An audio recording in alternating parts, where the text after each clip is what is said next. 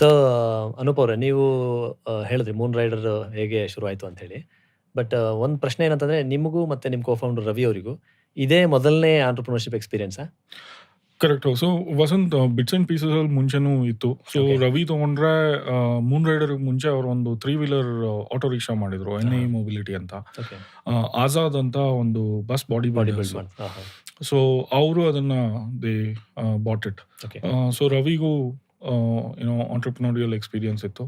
ನಾನು ವೋಲ್ವೋ ಟೈಮಲ್ಲಿ ಮಧ್ಯದಲ್ಲಿ ಬ್ರೇಕ್ ತಗೊಂಡು ಒಂದು ಇಂಡಿಯಾಸ್ ಫಸ್ಟ್ ಆನ್ಲೈನ್ ಫಾರ್ಮಸಿ ಶುರು Okay. ಮಾಡಿದ್ದೆ ನಾನು. ಹ್ಮ್. ಸೊ ಬ್ಯಾಂಗ್ಳೂರು, ಮುಂಬೈ ಇಲ್ಲೆಲ್ಲ we were doing good. Okay. But online ಫಾರ್ಮಸಿನಲ್ಲಿ ಏನಂದ್ರೆ ಸಿಕ್ಕಾಪಟ್ಟೆ ರೆಗ್ಯುಲೇಟರಿ ಬ್ಯಾರಿಯರ್ಸ್ ಅವಾಗ. ಸೊ ನಮಗೆ ಮುಂಬೈಯಲ್ಲಿ ಅವಾಗ ಏನೋ ಡ್ರಗ್ ಕಮಿಷನರ್ ಅವ್ರು ಕರೆದ್ಬಿಟ್ಟು, ಏನ್ರಪ್ಪ ಎಲ್ಲ ಇಂಜಿನಿಯರ್ಸ್ ಅಂತೀರಾ, ಇಷ್ಟೊಂದೆಲ್ಲ ರೆಗ್ಯುಲೇಟರಿ ಬ್ಯಾರಿಯರ್ಸ್ ಇದೆ, ಎಲ್ಲ ಇದೆ, ನೀವು ನಮ್ಮನ್ನು ಚೇಂಜ್ ಮಾಡಿ ಅಂತಿದ್ದೀರಾ.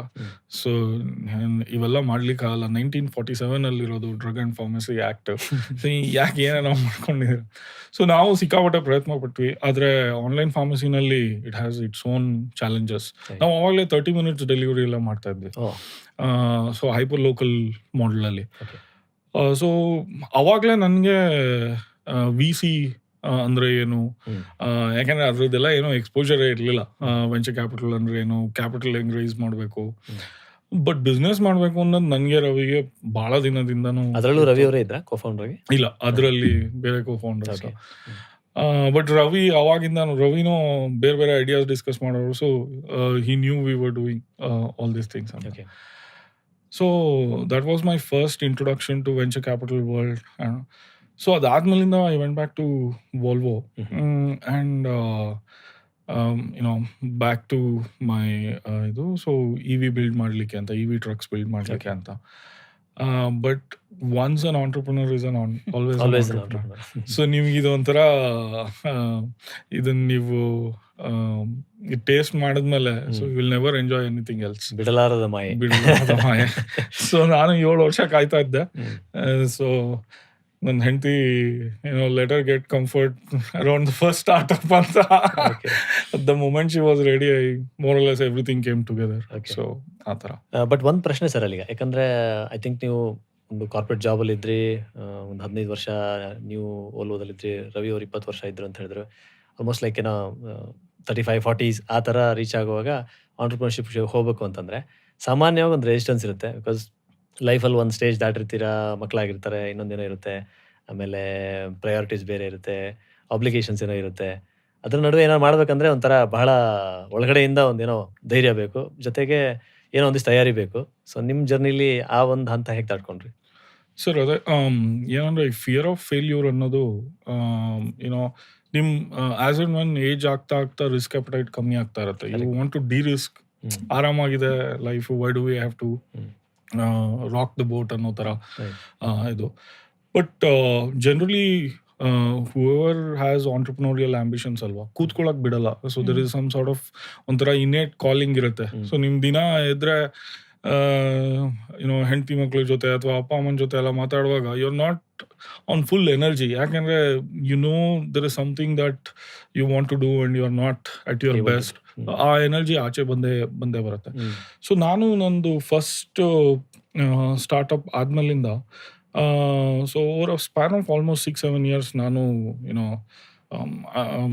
ಕೆಲಸ ಕಂಟಿನ್ಯೂ ಮಾಡೋಣ, ಸೊ ಇಷ್ಟೊಂದು ಲೈಫ್ ಸ್ಟೈಲ್ ಚೇಂಜಸ್ ಮಾಡ್ಕೋಬೇಕು. ಸೊ ನಾನು ಡಾಡ್ಜ್ ಮಾಡಿದೆ. ಬಟ್ ಅಲ್ಟಿಮೇಟ್ಲಿ ಏನಂತಂದರೆ ನಿಮ್ಗೇನೋ ಒಂದು ಕಾಲಿಂಗ್ ಇದೆ ಅಂತಂದರೆ it's better to jump in to it.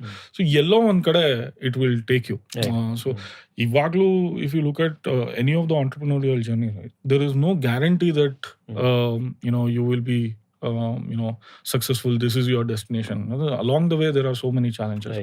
But I think first step ಅಲ್ಲೇ ತುಂಬ ಯೋಚನೆ ಮಾಡಬಾರ್ದು. ಸೊ ಜಂಪ್ ಮಾಡ್ಕೊಂಡು ನಾನು ಜಂಪ್ ಮಾಡೋಕ್ಕೆ ಮುಂಚೆನೇ ನಾನು ಇದನ್ನ ಹೆಂಗೆ ಒಂದು $1 billion ಕಂಪ್ನಿ ಮಾಡ್ತೀನಿ ಅಂತ ಕೂತ್ಕೊಂಡ್ರೆ it will never be able to. So ನನ್ನ ಪ್ರಕಾರ ಅಟ್ಲೀಸ್ಟ್ ನನ್ನ ಎಕ್ಸ್ಪೀರಿಯನ್ಸಲ್ಲಿ ಏನಂದರೆ ಜಂಪ್ ಮಾಡಬೇಕು ಆ್ಯಂಡ್ ಅವತ್ತವತ್ತು ನಿಮಗೆ ಏನೇನು ಪ್ರಾಬ್ಲಮ್ಸ್ ಬರುತ್ತೋ ಅದನ್ನ ಸಾಲ್ವ್ ಮಾಡ್ಕೊತ ಹೋಗಬೇಕು. That is when you start the flywheel starts moving. So ಅದು ಒಂದು ಟೈಮಲ್ಲಿ ಯಾವಾಗಲೂ ಒಂದು ಮೊಮೆಂಟಮ್ ಕ್ಯಾಚ್ ಆಗುತ್ತೆ and then you will go with the flow.